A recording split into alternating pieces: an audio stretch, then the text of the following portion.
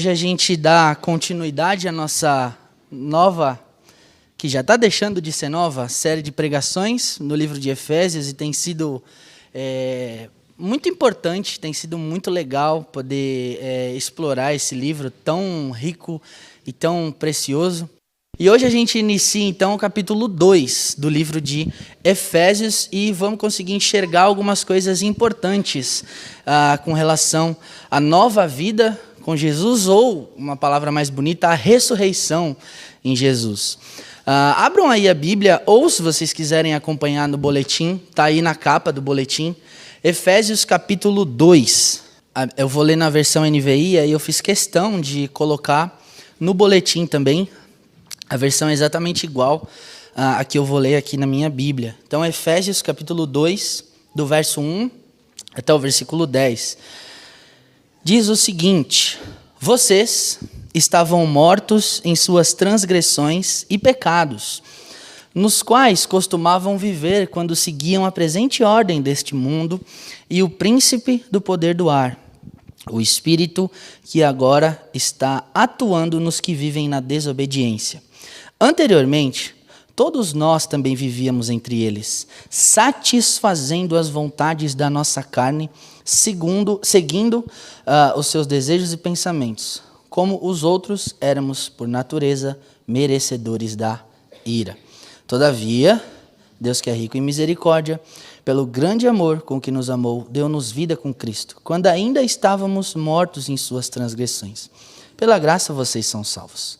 Deus nos ressuscitou com Cristo e com Ele nos fez assentar nos lugares celestiais em Cristo Jesus, para mostrar nas eras que hão de vir a incomparável riqueza de sua graça, demonstrada em sua bondade para conosco em Cristo Jesus.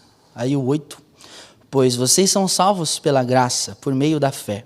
Isso não vem de vocês, é dom de Deus, não por obras, para que ninguém se glorie, porque somos criação de Deus realizada em Cristo Jesus, para fazermos boas obras, as quais Deus preparou antes ou de antemão, para nós as praticarmos. Até aqui eu queria orar e pedir ao Senhor que nos ajude nesse tempo de agora.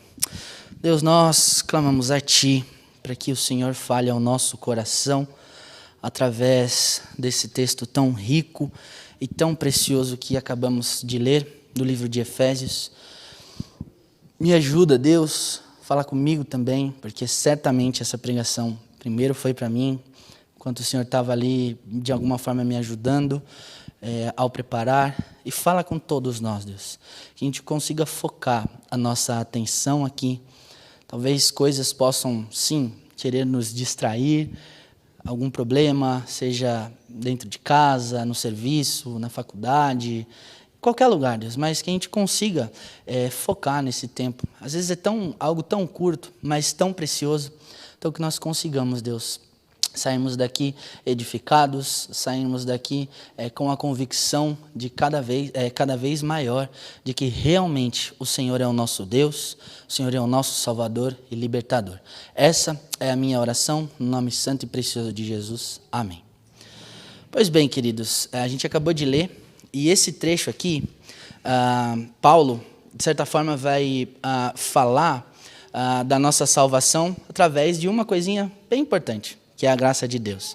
E ele mostra, então, dentro desse texto, o que a gente era no passado, ou o que os efésios eram, o que eles são agora, ou seja, o que nós somos agora, ou poderemos ser, e o que a gente no futuro ainda tem para viver. Vou dizer, de novo, o que era, o que é, e o que é, ou o que pode ser no futuro.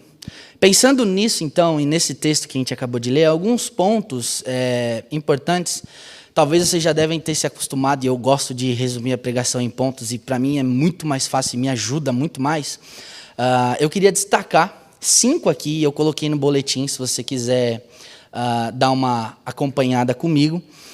E o primeiro ponto que eu queria destacar, pensando no que a gente leu, é que estávamos, está aí, o primeiro ponto, mortos. Estávamos mortos na desobediência, sem perspectiva de vida e vivendo no pecado.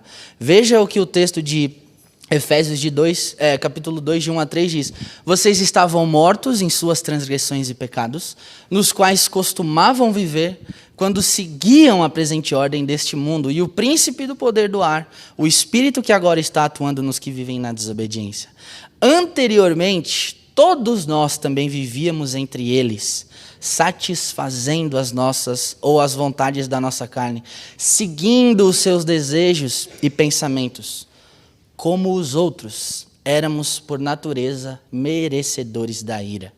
Esse ponto aqui, o primeiro, é bem importante. Então, o texto é claro e mostra pra gente que a gente estava morto, sem Jesus, literalmente, vivendo na desobediência, numa condição de vida completamente deplorável, sem perspectiva e vivendo entregue, literalmente, ao pecado. E aqui começa, então, a ideia do que éramos no passado, enquanto ainda não tínhamos Jesus como Salvador. Ou podemos ainda ser, se porventura não temos, ou alguém que está aqui ainda não tem Jesus como Senhor e Salvador.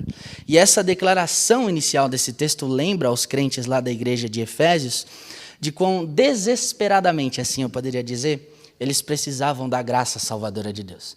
E não só eles, mas ela lembra também a todos nós, o quão desesperadamente a gente precisa dessa graça salvadora de Deus. Pra vocês terem noção, o texto começa dizendo aí, vocês estavam mortos. E a ideia de estar morto, dita aqui nesse texto, é algo no sentido de alguém que está destituído de vida, está sem vida, está inanimado, literalmente.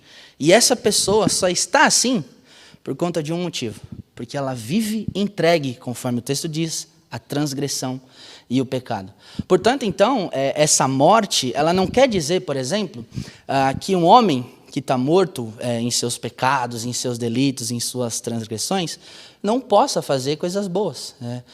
A pessoa comum, todo mundo, todos nós, seja bom, seja ruim, como você se julga, como você olha para o seu coração e se enxerga, a pessoa até pode ser uma boa cidadã, pode ser um bom pai, pode ser uma boa mãe, pode ser um bom filho, um bom marido, né? A gente pode ser exemplo em vários aspectos e entender que eu não preciso de Jesus, porque eu vivo, né, bem sem Ele e tudo mais.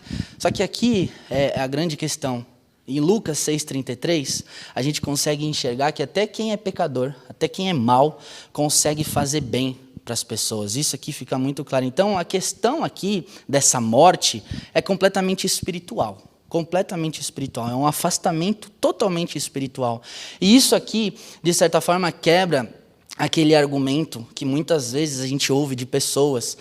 Eu já conversei com várias e dizem assim, poxa, você precisa de Jesus e tal. Eu não preciso, eu vivo tão bem, a minha vida é tão legal, eu só faço o bem para todo mundo. Que legal, até os maus fazem o bem para todo mundo. Lucas 6,33, depois você pode ler aí. Que legal que você faz o bem.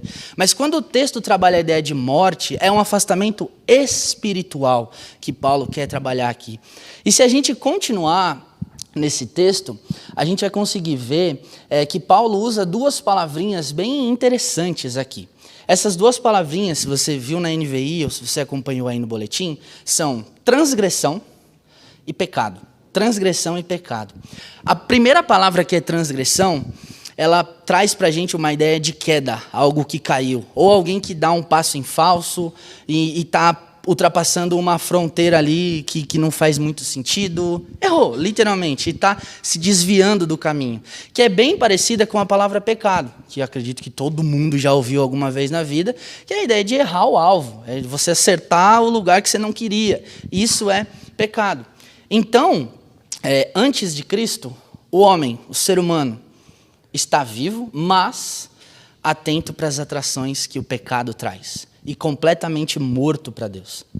Antes de Jesus, ou seja, antes do processo que Jesus causa nas pessoas, o homem sim se atenta para o pecado, se atenta para as coisas, mas com relação a Deus, há um completo e total afastamento. O homem, então, gente, é incapaz, literalmente. Quando eu falo homem, eu estou falando do ser humano. A mulher é incapaz, completamente incapaz, e nem pode fazer nada, literalmente nada que possa agradar a Deus, se ela vive nessa condição de transgressão e de pecado, segundo o texto. Da mesma maneira que uma pessoa morta fisicamente não responde a estímulo físico nenhum. Também uma pessoa morta espiritualmente é incapaz de responder estímulos espirituais. Quando a gente pensa num cadáver, um cadáver não vê, um cadáver não enxerga. O cadáver está lá, enterrado, ele não sente fome, não sente sede. Ele está morto, literalmente. Também uma pessoa morta espiritualmente não tem, de certa forma, uma percepção para as coisas espirituais e nem gosto por elas. Uma pessoa morta espiritualmente não tem afeição nenhuma, né? O indivíduo morto em suas transgressões e pecados não consegue descansar em Deus. Ele vive desviado do caminho correto por conta da queda. E é exatamente por isso que eu disse aqui que um pecador sem Jesus até consegue fazer coisas legais, sabe? Mas isso não basta. Isso não basta. Por que não basta? Porque o coração da pessoa sem Jesus, da pessoa morta espiritualmente, está completamente afastada do Criador. E é exatamente sobre isso que Jesus falou. E foi exatamente por isso que Jesus veio aqui, para conectar novamente o ser humano a Deus. Eu sou o caminho, a verdade e a vida. Ninguém, exatamente ninguém, pode vir ao Pai, a não ser se vier primeiro a mim. E sabem, queridos, o motivo especial para o ser humano viver tudo isso é um. Ou talvez a gente pode pensar em mais outros, mas eu queria focar em um. É a desobediência.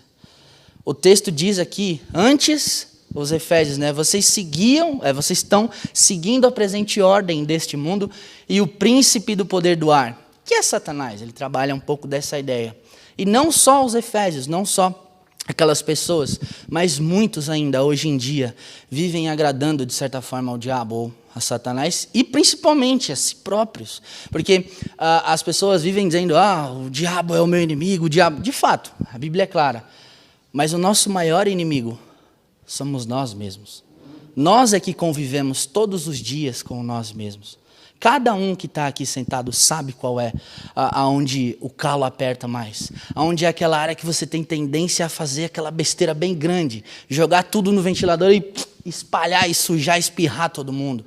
Então, essa é a ideia. E eles vivem tudo isso, sabe por quê na desobediência? Porque estão entregues a essa transgressão.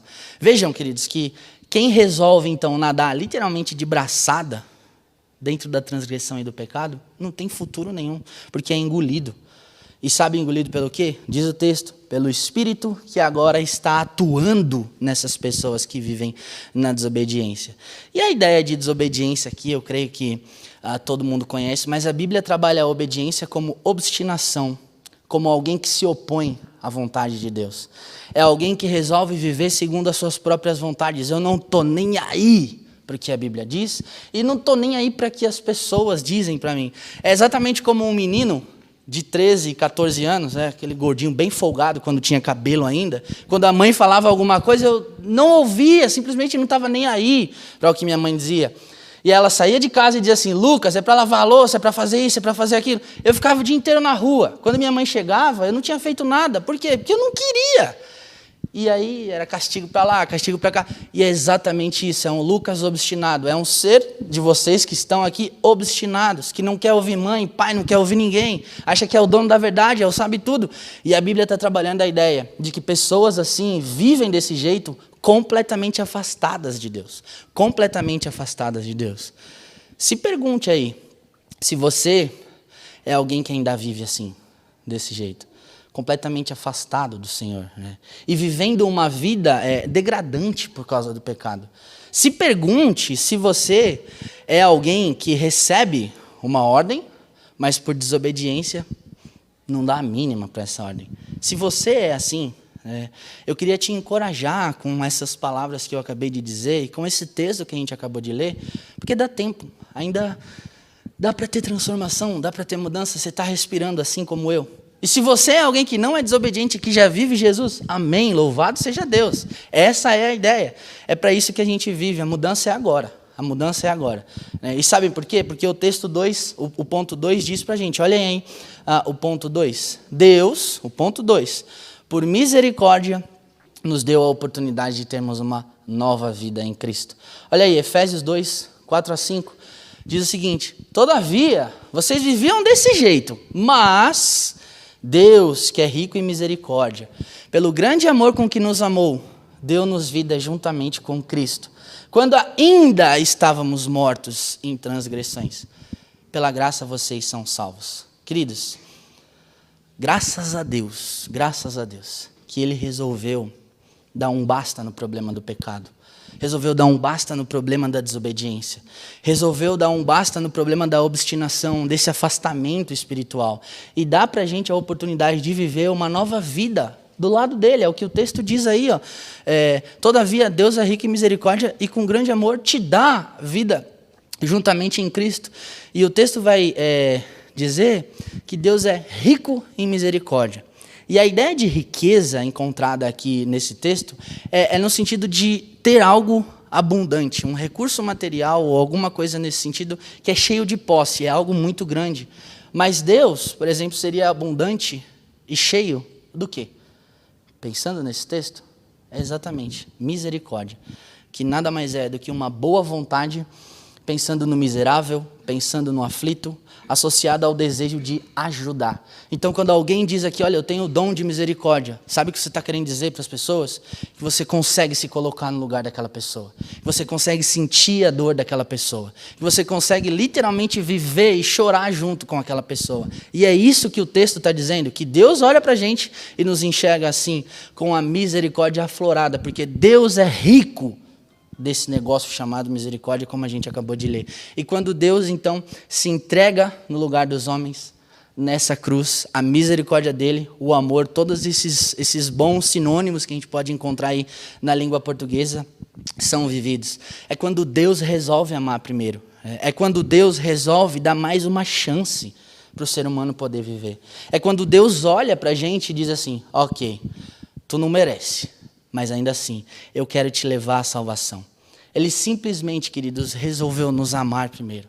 Resolveu agir dessa forma, no caso, cheio de misericórdia. E como diz o texto de Romanos 5,8, que eu coloquei aqui no meu computador para ler para vocês, diz assim, ó, mas Deus demonstra o seu amor por nós.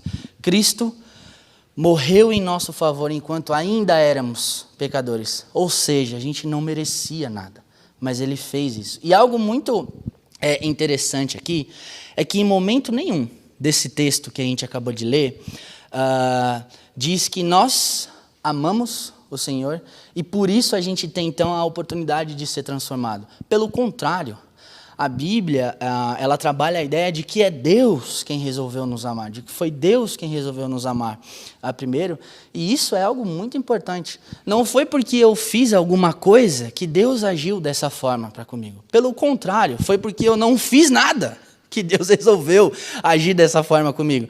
O texto de 1 João 4,19 trabalha a ideia de que nós o amamos, ou nós conseguimos amar e viver o amor, porque Deus nos amou primeiro. Ou seja, Ele resolveu amar a gente, e hoje então a gente consegue amar a Deus, se a gente não vive naquela condição completamente afastada, e amar outras coisas. Eu amo minha mãe, eu amo meu pai, minhas irmãs, minha esposa. E essa é a ideia. Então Deus não precisa que a gente ame Ele para então fazer algo por nós. E sabem o motivo? É simples, o amor dele é incondicional, igual ao de uma mãe. Se eu perguntar para qualquer mãe que está aqui hoje, você daria a vida pelo seu filho? Eu creio que vocês iam responder, sim, eu daria. É exatamente desse jeito que Deus olha e enxerga. Ele ama sem condição. Ele ama sem querer nada em troca. É um amor que não diz assim, olha, para eu te amar, você precisa fazer isso aí. Não. É assim que Deus resolveu fazer. E Deus amou tanto, mais tanto, que o texto continua e diz, ó, Ele nos deu vida juntamente com Cristo. Quando ainda estávamos mortos nas nossas transgressões. E aqui tem algo muito interessante, que é a questão da palavra juntamente, que ela está completamente ligada a Cristo. E eu vou explicar isso para vocês, ou tentar explicar da forma mais prática possível. Essa ligação dessas duas palavras, juntamente e Cristo, querem mostrar para nós o fato da gente estar vivo, e isso ter uma ligação completamente com o fato de Jesus estar vivo também. E ela aparece escrita aqui para a gente, de uma forma que faz, de certa maneira, a gente conseguir entender que recebeu vida juntamente com Cristo ou em Cristo, e que isso foi feito no passado, ou seja, antes da fundação do mundo, de forma completa, quando ele morreu na cruz, e de uma vez por todas, que foi quando ele ressuscitou. Então essas duas palavrinhas no texto caminham completamente juntas. Por isso, então, a gente pode ter a certeza de que o processo de transformação causado por Deus em nós é algo que tem início, ou seja, quando a gente se converte. Tem um meio, que é o que a gente tem vivido hoje, que é o aprendizado, o crescimento, a maturidade e tudo mais, e vai ter um fim. Eu faço fim entre aspas, porque o fim é a eternidade. Então a eternidade é algo para sempre, então não tem um fim, mas tem um início, um meio e um fim. Essa é a ideia. E que maravilha, queridos, é poder saber disso. Isso é algo fantástico. E aqui no fim desses versículos mostra a primeira vez, vocês são salvos pela graça, mas calma, daqui a pouco a gente vê isso. Olha o ponto 3 aí, o que diz o ponto 3 no teu boletim?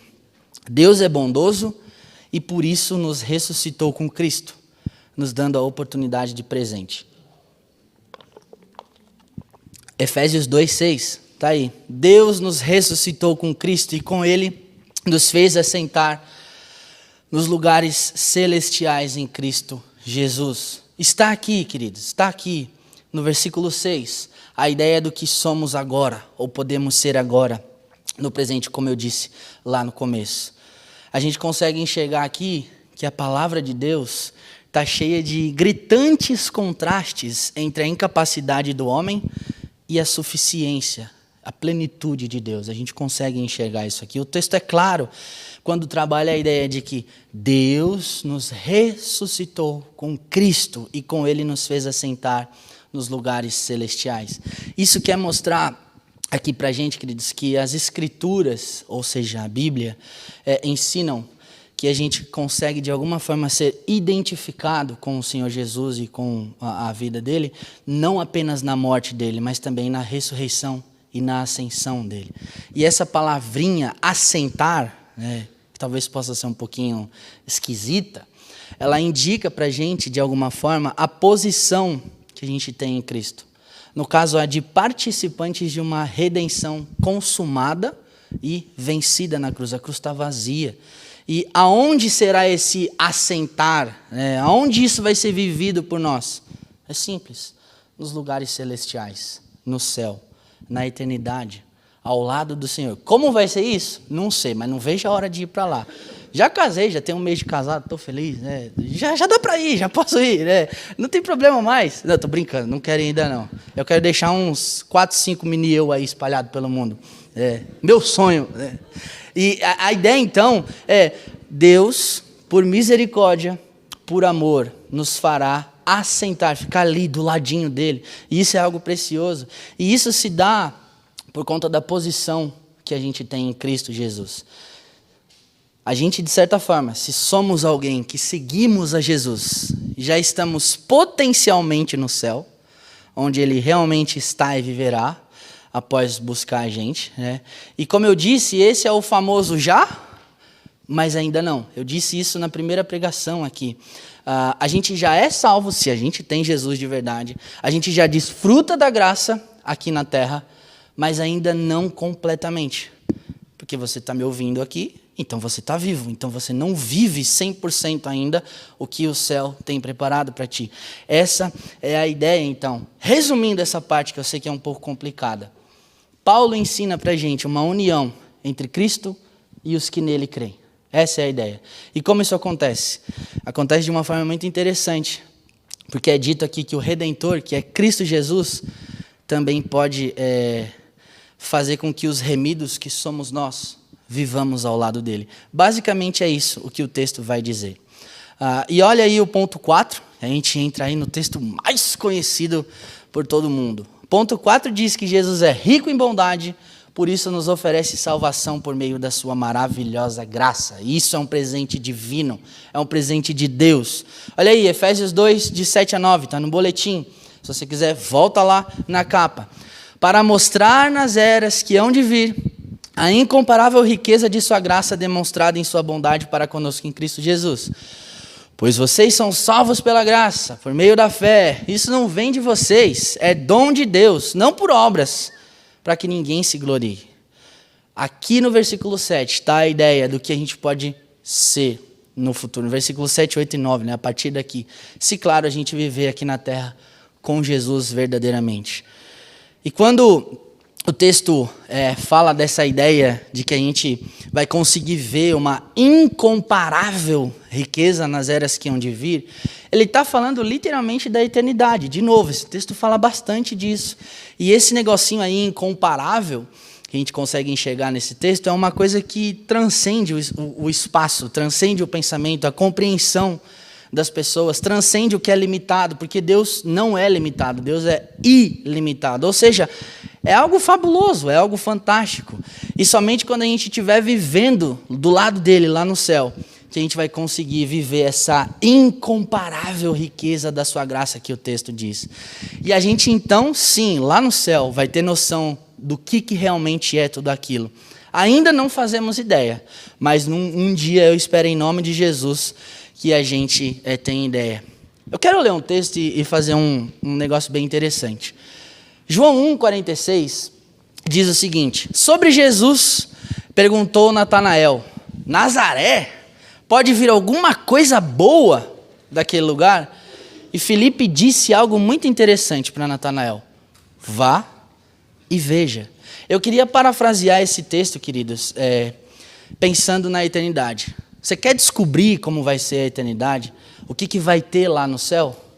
Vá até Jesus e veja. Porque Jesus pode te apresentar essa eternidade. E o convite está valendo, mas tem prazo de validade. E o prazo de validade acaba quando você partir. Tem validade. Tá? E os versículos 8 e 9, como eu disse, são os versículos aí mais conhecidos de toda a Bíblia, assim eu diria. Certamente, ou você sabe ele de cabeça, ou você sabe algumas partes. Quer ver como eu estou certo? Eu vou começar aqui e vocês vão terminar. Vocês são salvos pela... Tá vendo? A maioria das pessoas sabem esse texto. A maioria. E a frase, então, vocês são salvos pela graça, mostra para nós que Deus é a fonte da nossa salvação. E isso vem, sabe por onde? Por meio da fé. Ao contrário do que algumas pessoas acreditam, Paulo nunca falou que a salvação era por causa da fé. Nunca disse, trabalhou uma ideia diferente. Ele disse que a fé não é a causa, mas sim o canal. O canal, porque a gente recebe algo de Deus, algo de graça. Então eu sou salvo pela graça e eu só consigo viver isso porque eu tenho fé. Vocês entendem? De certa forma, existe uma diferença. Entendem como Deus orquestra então a salvação? Ele nos dá as coisas, não é a gente que tem primeiro. É Deus quem vem até a gente e nos dá. Nada de nós, tudo dele. Vejam que o texto é claro e continua dizendo que isso não vem de vocês, é dom de Deus. Portanto, gente, aqui entendam, se a gente respira, se a gente faz todas as coisas, se a gente vive, é por causa de Deus. Né? E aqui ele vai concluir pensando na ideia de obras. Então, para eu ser salvo, obviamente eu preciso ter fé, mas não é só a minha fé pela fé. Eu posso ter fé em qualquer coisa. Eu preciso ter fé verdadeira e através da graça eu vou conseguir viver essa salvação. A fé é simplesmente um canal que vai fazer me conectar de Deus. E o texto coloca aí a ideia. Ele vai concluir essa parte dizendo que vocês são salvos e não é por obras, para que ninguém possa se gloriar, para que ninguém possa se achar o bambambam, o melhor de todos. O Espírito Santo, então, ao longo aí dos séculos da nossa vida, tem sido muito cuidadoso, queridos, em resguardar essa doutrina da salvação. E isso só acontece pela graça, porque existem várias heresias por aí afora, vários pensamentos que dizem que você pode ser salvo não pela graça, você pode ser salvo pelas obras que você faz. E o texto aqui mostra para a gente que não são as obras que salvam a gente. Quem salva a gente é Jesus, através da graça dele, a gente recebe isso pelo canal que é a fé. É essa a ideia. Então as obras nas Escrituras, elas são o produto ou são o fruto da nossa salvação, não a causa dela. Eu vou explicar. Eu pratico boas obras porque eu sou salvo, e não sou salvo porque eu pratico boas obras. Vocês conseguem entender? Eu vou dizer novamente. Por eu ser salvo por Jesus, eu faço as coisas que Ele quer que eu faça, ou seja, eu pratico as boas obras. Ao contrário do que as pessoas pensam. Elas pensam que eu preciso praticar boas obras, eu preciso ajudar todo mundo, eu preciso ser muito bom. Aí então Jesus me salva. É o contrário. porque Ele me salvou, porque Ele resolveu me amar primeiro, eu faço todas as outras coisas. Vocês entendem? Existe uma diferença gritante aqui. Existe uma diferença gritante. E aí ele vai colocar para que ninguém se glorie, assim ele encerra. No céu ninguém vai poder se gloriar de nada, porque não vai ter motivo nenhum de glória. Ninguém vai poder dizer, eu estou aqui porque eu sou muito bom. Não, pelo contrário. O que a gente vai poder dizer no céu, eu estou aqui porque eu era pecador e o Senhor resolveu me ajudar, resolveu me amar e por isso eu estou aqui. E caminhando para o fim, no ponto 5, a Paula já está aqui, Lenilda, essa era a hora de ir lá chamar ela já está aqui. O ponto 5 que está aí no boletim, Deus nos chama, queridos, de criação em Cristo Jesus e nos impulsiona a praticarmos boas obras. Olha aí, Efésios 2:10. Porque somos criação de Deus realizada em Cristo Jesus para fazermos boas obras, as quais Deus preparou de antemão para que nós as praticássemos. Antes, mortos, sem juízo, afastados espiritualmente, completamente distantes de Deus. Agora vivos em Cristo Jesus, tendo em nós o DNA dele, assim eu poderia dizer, porque o texto diz que nós somos feituras dele em Cristo Jesus, e com um objetivo nós somos isso, com um objetivo, de realizar as obras, porque fomos resgatados e transformados, ou ressuscitados por ele, essa é a ideia. E aqui fica então claro para a gente o que Deus espera de nós. Gratidão pelo presente que Ele deu para a gente. A gente deve, então, buscar a servir o Senhor, ajudar as outras pessoas com carinho, com amor, com benevolência, e não simplesmente para agradar a nós mesmos. Embora nenhuma ação, como eu já disse, possa ajudar a gente a obter a salvação, a intenção é que Deus seja vivido e seja mostrado para as nossas pessoas, porque a gente já é salvo. E aí vocês podem pensar, o que são as boas obras? Poxa, eu já vi tanta gente falando tanta coisa sobre isso. As obras, basicamente, são o cumprimento da vontade de Deus. Vou tentar resumir assim. É tudo aquilo que Ele pede para que a gente faça e que está escrito em sua palavra. Sejam preceitos que regulam a nossa conduta como indivíduos diante de Deus, ou em relação ao próximo, em relação à sociedade. Pensando na nossa vida com Deus, são aquelas coisas que a gente faz para o nosso relacionamento com Deus viver bem. Eu leio a Bíblia, eu oro, eu tenho amor por Ele, eu sou alegre porque Ele me deu vida, eu tenho paz com Ele, essas coisas. E pensando no próximo, a gente podia colocar aqui a ideia um pouco de evangelismo, ou como ser um agente transformador no meio de uma sociedade completamente corrompida. Pensa aí no Happy Dog Day. A gente coloca pessoas aqui, a gente traz pessoas aqui, a gente pode sim mostrar quem Jesus é. Isso sim, de alguma forma, é fazer boas obras. Ou a gente, por exemplo, um dia se reunir aqui e limpar uma praia super suja. A gente está cuidando do mundo, olha que legal. É uma ideia legal, né? A praia está longe, mas dá para a gente fazer isso. Ou limpar o rio Tietê. Quem topa? A Laurinha topa limpar o rio Tietê? Eu vou com você então. A gente pode fazer isso e mostrar para as pessoas quem é o Deus que nós servimos. A gente não faz isso para ser salvo, de novo. Nós fazemos isso porque já somos salvos. Essa é a ideia, queridos. E para concluir, apesar da gente estar morto, na desobediência, sem perspectiva alguma de vida, completamente entregues ao pecado, Deus, por misericórdia, deu para a gente a oportunidade de ter uma nova vida em Cristo Jesus, porque Ele é muito bondoso e muito amoroso. E por ser assim, então, queridos, Ele nos ressuscitou com Cristo e nos dá a eternidade de presente. Somente em Jesus a gente pode ter a salvação por meio da graça, mas não foi de graça, porque Ele precisou morrer se entregando na cruz. Mas hoje ressuscitou e vivo está, queridos. E era isso que eu queria compartilhar com vocês. E a nossa nova vida em Cristo é algo fantástico. Eu espero que você já esteja vivendo isso. Se você ainda não está vivendo, vem conversar com a gente da liderança. A gente pode te ajudar. Certamente a tua vida vai ser completamente transformada. Pode ser que você não consiga enxergar isso tão rápido, mas vai ser. E não porque eu estou dizendo, é porque o Senhor diz isso para a gente na Bíblia. Pode ser que você ainda tenha problemas, pode ser que você sofra, que você chore pra caramba, mas com Jesus é diferente. Com Jesus, você está chorando com alguém te segurando. Você está remando não sozinho, Ele está junto com você. Essa é a ideia, querido. Eu queria orar. Deus, muito obrigado, porque a gente pode olhar para a Tua palavra e entender que sim, vivíamos mortos em nossas transgressões e pecados, com aquele afastamento espiritual, completamente distantes de Ti, mas o Senhor resolveu vir em nosso encontro, nos salvando através da graça, e a gente consegue viver a graça pelo canal, basicamente ali pela fé. Então, como diz o texto de Efésios, Deus, que nós tenhamos a consciência de que o Senhor nos tirou das trevas e nos trouxe para a Tua maravilhosa luz, que nós fomos salvos pela graça, isso não vem de nós, mas vem do Senhor, que é maravilhoso, precioso, fantástico e magnífico. E eu Te agradeço, Deus, porque a gente hoje pode ter a oportunidade de praticar boas obras, não para sermos salvos, mas porque primeiro o Senhor nos salvou.